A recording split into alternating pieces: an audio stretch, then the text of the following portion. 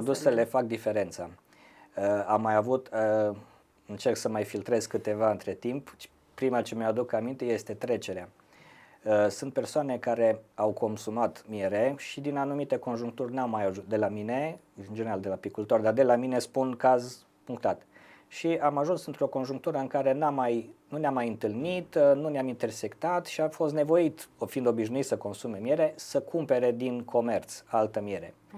Și feedback-ul a fost clar, zice, nu se compară, nu știu ce pui în miere, zic, nu, eu albinele, atenție că în partea cealaltă nu este ce ar trebui să fie mierea definită ca, și s-a întors din nou la miere. Deci oamenii care consumă miere adevărată pot să facă diferența la papile. Da. Au fost cazuri în care... Se face fake? Se face un fel de miere fake?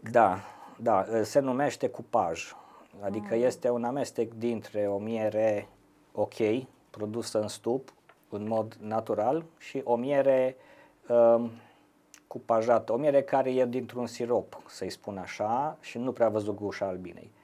Și din păcate încă la nivel de legislație, nu numai în România, ci în Europa și în lume, avem problema aceasta și din păcate pentru oameni e foarte greu să diferențieze, pentru că legislația nu ne ajută să scoatem în față mierea autentică, care mierea naturală cristalizează. Este o regulă care trebuie să știe foarte multă lume.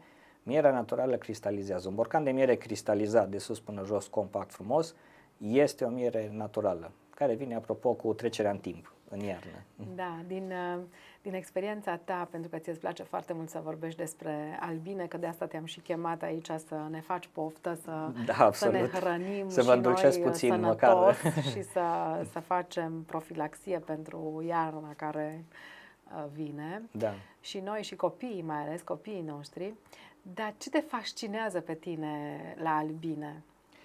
Povestește-ne. Da, viața în stup ca structură este deosebită și avem foarte multe de învățat însuși de la structura familiei de albine. Avem albina lucrătoare, care trece printr-o paletă foarte mare de activități de la momentul când iasă din celulă până la ultimul moment pe care îl petrece afară din stup ca să nu-și îngreuneze suratele.